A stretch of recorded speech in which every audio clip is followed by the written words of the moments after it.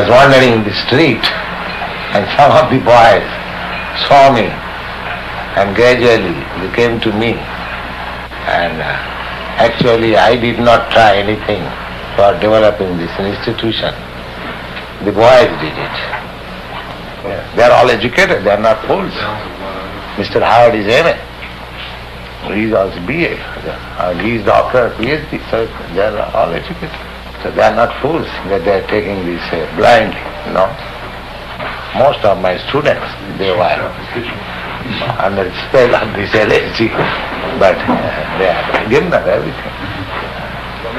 They're simply living on this chapati and some fruits, and that's all. They don't eat meat, they don't want wine, they don't want cigarette, they don't want tea, coffee, nothing. And they're chanting Hare Krishna, they're following my instruction. So I'm getting good hope. Swami is eating upstairs? Yes. The meal is composed of rice, and this is the soup which we call dal, and a combination of vegetables, and the chapati, which is made out of whole wheat.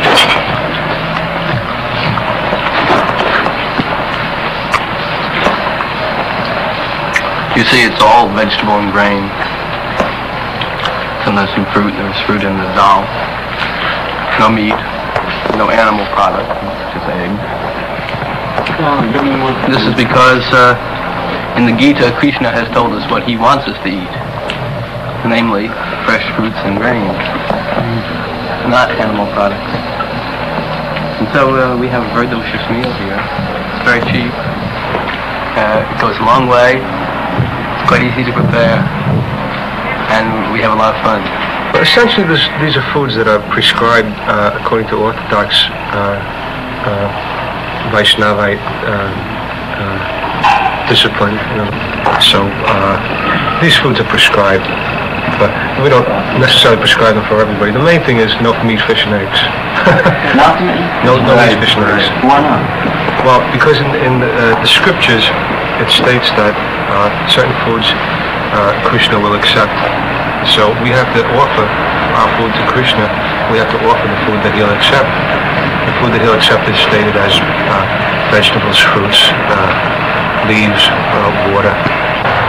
We believe that vegetables have also any life form has a soul, and therefore the murder of a vegetable is not in any way different qualitatively from the murder of an animal.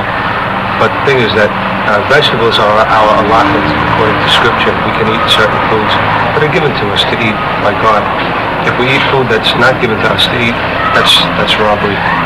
Are there any tasks that you have to perform? Well, there's no real task. We're here to learn, and that's what we're doing. And we also we have jobs to perform to keep the organization running, to keep the word of Krishna being spread. How do you do that? Well, we recently purchased a couple of mimeograph machines, and that's helping our printing by word of mouth, by constantly being active. Mm-hmm.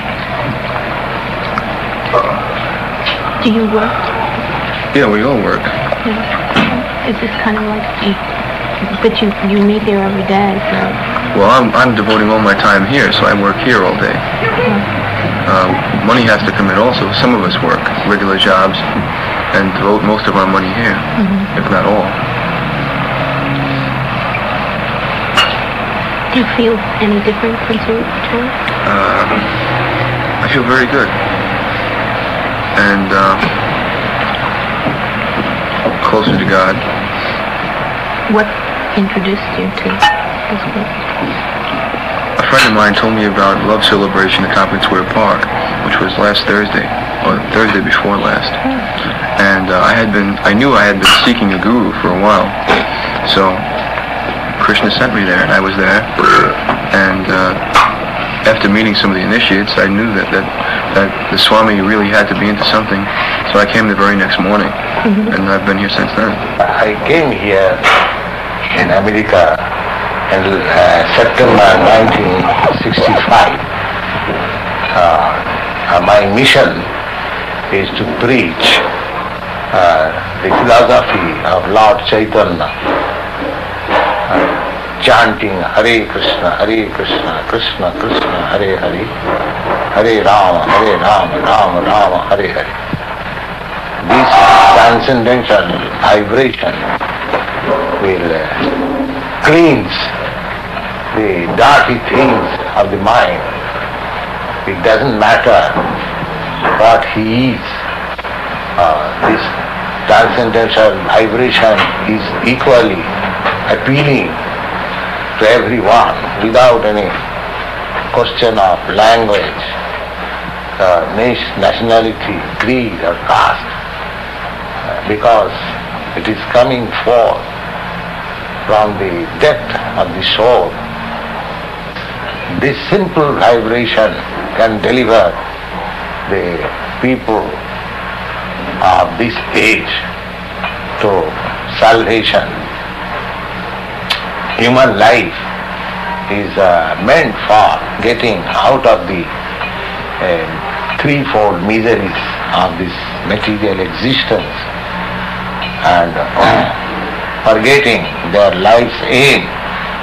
They have become too much materialistic, and the result is that actually they haven't got that peace and of mind or peace of the world which they are hankering.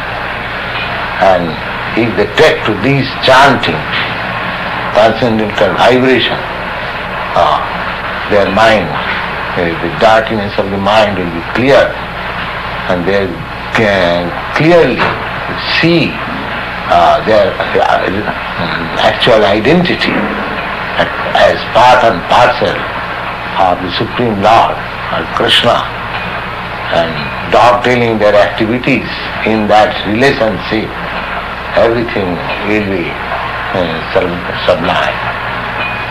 I think how we're different from drug people also is to realize that God is here and in my heart and all over all the time, but we're realizing this consciously. To know these things consciously, not just to accept it once and then enjoy. To know this moment to moment. Well, I've only tried marijuana, but I've never taken anything else. I'd say I was fortunate enough to have my self-realizations and other changes without drugs. Perhaps Leary and some of the drug followers, they are functioning high on a low level, and we are functioning high, and we are functioning low on a high level. Could you explain that? You get that? They're functioning high. They're this feeling, this sensual perception, which is extended so far, but they're enjoying foods and they're enjoying their incense and colors and all these things. This anybody can do. And we are not enjoying these things, but we are functioning on this high level, on the level of God. Well, we must consider ourselves as the gopis, so that we can love Krishna that much more, that we devote our whole lives to Krishna, and we must consider ourselves as females, you see. But let's be careful. It takes many, many lifetimes of perfection to get to be a gopi. Yeah. One has to be the supremely developed, perfect in perfection to be able to qualify as a gopi. This is the ultimate. But the reason that one of the people mentioned before that being feminine is that when the masculine love and the feminine are love, and that you are feminine so that you can be loved by Krishna. Well, does this have anything to do with being celibate, or This has to do with sexual, or that the supreme being, of course, is male because he is Purusha, as they say in Sanskrit. That is, he is the origin, he is the creator. He is the seed, he plants the seed in the material universe of which we are the result. Therefore, we are the feminine. this is not Whole material creation. Well, He is the Supreme Father. That has nothing to do with it. Yeah. I may be, or I may not be. This has nothing to do with it. I just came in and I was tired, and they said, if you're tired, go to sleep. Lay down here. I mean, it's your first day? And this is your first chanting session? Yeah, this is the first time that I've been into it at all. I came about the 1st of August. Ray was here a little earlier, I believe. I can't remember before. And then others, of course, have come within the last week. Right. But one thing which usually happens, those who come like this, they come and they just never go. Once you come, you stay. Because the Swami has something which you are looking for.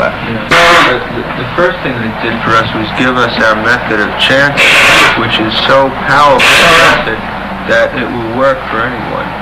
In other words, you don't need to be the one person in a million who can really be successful in meditation yoga, where you have to spend years at that discipline, not getting any place, and then finally achieve it. Our method is so powerful that it will work for anyone in 2 days.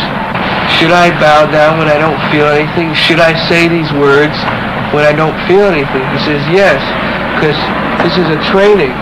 You see, you want to train yourself, and this is the most important. And then you'll gradually just fall right into it if you work hard at it. You must go. You must practice, and this is the main thing. And then you'll become entrapped in it. So how about now? Do you feel silly? Excuse me? Do you feel uncomfortable? Oh no, I see all this practicing and work was, it just had to be done in order to where I am now. Anyone who chants Hare Krishna, have you got the whole chant? That's a special evocation. Just the same as we're all sitting here, but if I call Stanley, that's not the same as calling you. Or if I call your name, then that shows my attention is riveted on you. So by riveting our attention on Krishna, we are able to use. In other words, if I meditated on the word Raymond, that wouldn't be the same at all. The word Krishna is God. The word Raymond, at least in mine how I said the word Raymond, is not. Well, you have to concentrate on the words. You have to be sincere with the words. You have to surrender yourself to these words. And through this takes practice. It's not done in one session. This takes time. It took me maybe 4 sessions before I began to even chant. You see? What happens when you do chant, when you're in it? Well, that's hard to explain. I guess each person has a different reaction, but you just seem to open up. It seems as something flies out of you. It's like a door opens. It slowly opens, so finally it's open, and then you walk into the unknown. But the unknown is beautiful. This unknown. Well, you have every muscle of your body engaged in the exercise. You're singing, you're dancing, your mind is fully engaged in thinking about God. And what more can there be? This is the full aim of any kind of yoga. It's to concentrate the energy to a point. And in this kirtan, your energy is concentrated on one point, God. Hare Krishna, Krishna Krishna, Hare Hare, Hare Rama, Rama Rama, Hare Hare. What more could you want?